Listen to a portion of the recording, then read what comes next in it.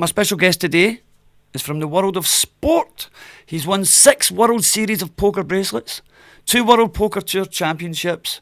He's known as Kid Poker on the circuit, and a documentary of the same name is currently streaming on Netflix.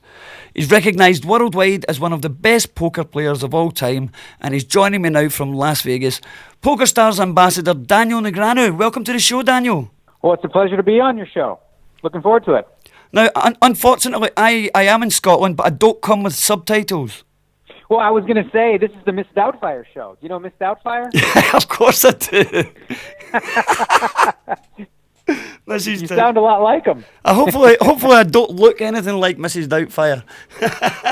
Yeah. Okay, I'll do my best. I know you're very busy right now. When you're not playing poker, you're either playing soccer or sleeping or filming these incredibly popular daily vlogs. I've been watching. This is my first day off. This is day 40 of the grind. 39 straight days of being at the Rio playing and all the other things you mentioned. So this is the first day that I have to, really rest and recuperate before the big main event, which is starting tomorrow for me. Right. And I've been watching these vlogs on YouTube, and I have to say I'm totally gripped.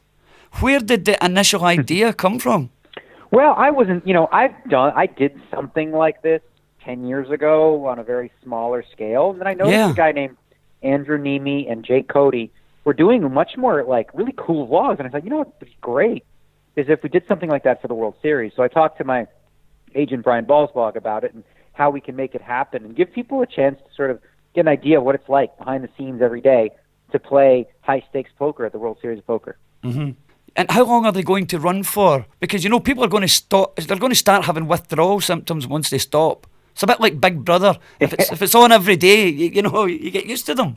Sure, yeah. Well, obviously, I'm not going to continue to do it every day after the World Series, but we'll do, I'm imagining, I don't know, I haven't come up with a plan yet, but maybe monthly blogs or bi-weekly, and I'll be doing other things on my YouTube channel in terms of teaching people how to play poker and poker hands, and even for beginners. If you're new to poker, there'll be things there for you. You can learn a little bit about the game. Right, because it's these vlogs are something you've been doing personally for many years. I remember watching them on your YouTube channel, on your website. So yeah, absolutely, yeah, keep those coming.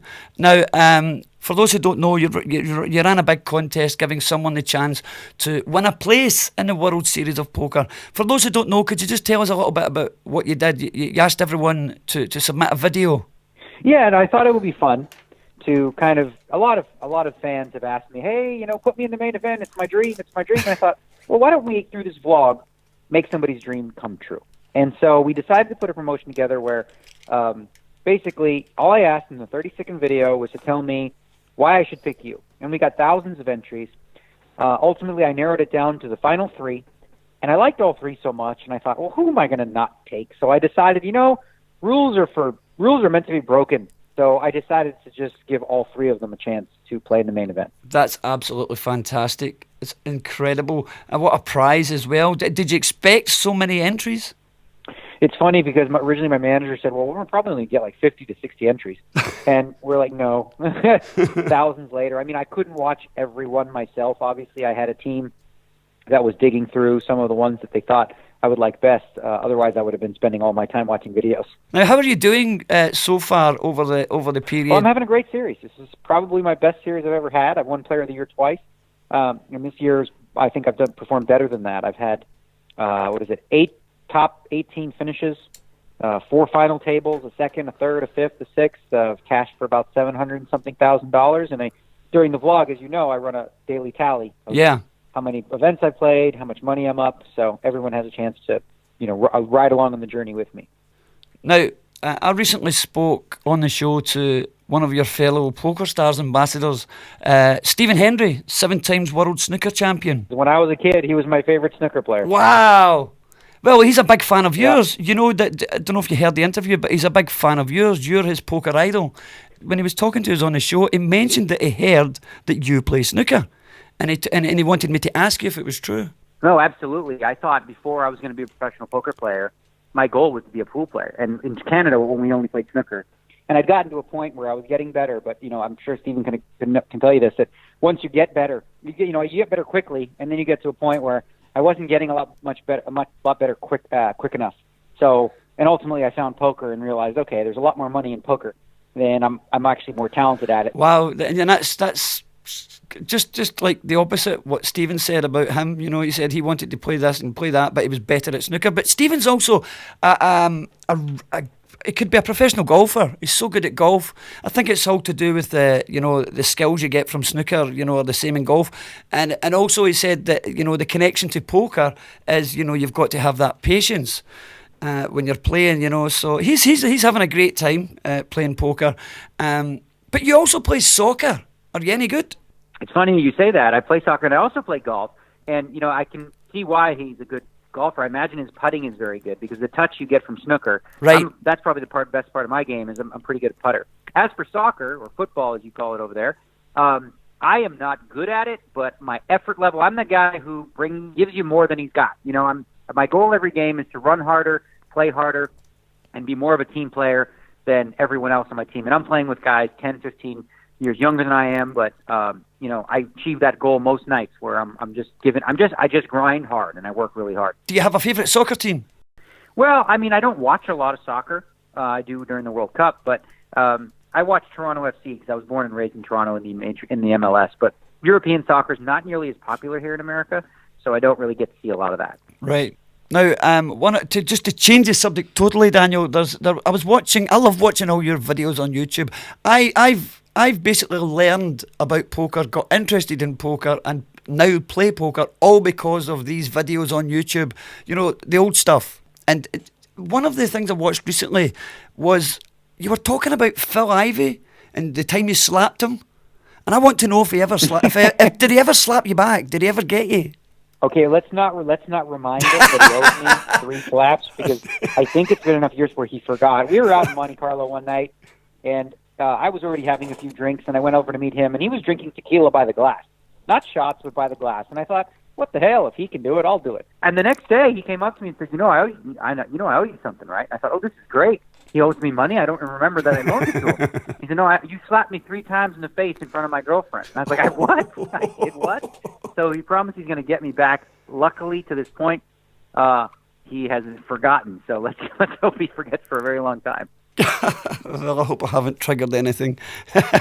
Now, do you have any advice for poker players who are, because it's still a very popular game, people are still just discovering it. Do you have any advice for poker players who are just starting out, or to those who are maybe thinking of turning pro?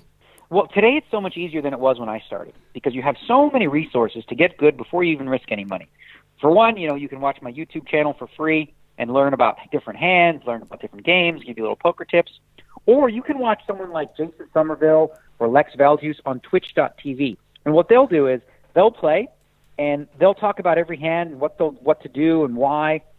And it's a really great way to learn how to play poker. And then once you've done that, you can buy into some small limit games or even play money on PokerStars and start to learn from there, from the small stakes, and hopefully move up as you improve. Good advice. Poker Hall of Fame coming up. Who do you think deserves to be inducted this year? Well, I think it's pretty clear Phil Ivey is going to be inducted. I just can't imagine if he weren't inducted what exactly he would be required of him. The second player is an interesting choice. I'm one of the voting members now, and I'll be giving some votes to Phil Ivey, and I'm also going to be giving some votes to Dave Devilfish. Devilfish. I was hoping you would say that. Yeah. Because he's no longer with us. Poker. Yes, certainly, but not because of that. I was really kind of like the first year when he passed away. I didn't vote for him because I thought there was somebody that was maybe more deserving, and I don't like the rush to say, well, someone's passed, so let's put him in the Hall of Fame. I think when they're deserving, you should just award them the award. And I think this year, looking at the nominees, that Phil Ivey's an obvious choice, and I think Devilfish, like I said, was a pioneer. Did this before there were computers and math, and really helped to spread poker across Europe with his kind of fun way of being, and he was very engaging and charismatic at the table. There was a lot of great characters back then, as I said, watching these YouTube videos. Mike Mattisau still playing, Phil Hellmuth, Devilfish, Tony G back playing again as well. Do you think there's as many characters in the game today? Do you think people are... No. There's not, They're not the same. So, because really what happened is, during the boom when I was a part of, most of the people that got into poker because they left other lives that they'd had and got into it. Where today, the story for most young poker players is the same. They learned to play online. They watched some videos. They left college, and they started playing poker. So they haven't really lived the life yet. You know, like Devilfish can tell you stories about being in the pool halls, playing with his case money, you know, and, you know, playing in backroom halls and bars and pubs and things like that. Yeah. And that's kind of lost on the younger generation for the most part. I'm really loving the fact that the World Series is streaming as well. People can watch it online, because I'm totally obsessed with it now. And I'll tell you what, when I first watched these videos and I first saw you, the reason you stood out and sort of couldn't stop watching you on YouTube, and I realised it was because I thought you were the guy from Rounders. How often do you get that? You know, people saying how much you resemble Ed Norton in that movie. Well, you know, these days I get people telling Edward Norton that he looks like me. Well, there's that. No, I actually know Edward now after the years of him doing Rounders. We've spoken and stuff, but he is. I look at it as flattering, and it does happen from time to time. You know, the character Worm. You know, his integrity wasn't exactly mimicking mine, but kind of his mannerisms and way of speech, I can definitely see the resemblance. And by the time that movie was made in 1998, I was just an up-and-comer. Of course, I was in my early 20s. And right. So, yeah, no, that character was certainly not based on me. That's just spooky. Really spooky. And I hope they make a new one. There's talk of them making a Rounders too. Who knows, you might even end up in it, which would be brilliant. One of the things you brought up in your vlogs this week was one of the questions I had lined up for you, and that was about people wearing shades. Tell us what your thoughts are on people wearing shades. I mean, does it bother you? Well, I wouldn't say bother me because it's legal, but I do think that if it was up to me and I was running a tournament, I wouldn't allow them to be worn because I think that there's just it's much easier to do things that would be deceptive if you're wearing sunglasses. And I think poker's a people game where you should be able to look at each other in the eyes and be able to conceal any sort of tells that you may have. Right. And that's part of the game. I mean, what's next? Having guys wearing like full-on helmets, scarves, sunglasses, and all you see is their little nostril. I might as well just play online, right? I just got this visualization of Phil Lack when you said all that there. Yeah. That's what he was wearing yesterday. Fantastic. I saw that. Well, he's such another big character. I love Phil Lack. For poker players who make me laugh, I think Phil's top of the chain there, and you and your impressions as well. Do you still do the impressions? Oh, occasionally here and there, depending. But the world has changed so much in terms of political correctness that anytime you imitate someone, people are always looking to call like, "Oh no, what's he doing?" Somehow wrong, even though the guy and everyone else is laughing. You've got to do Will Kassouf. You must learn to do him. 9 high like a boss. He made his funny. mark. I can do a Will Kassouf. But I was on the ESPN broadcast, and when he was there, and they specifically said no William Kassouf impressions because it might offend the Brits. And I thought, oh, come on. Oh no, that wouldn't offend anybody at all. And I think Will would appreciate it as well. Well, maybe one day, Daniel. I hope to hear you doing that. Will, I'll be watching out for it on the vlogs. How many more to go?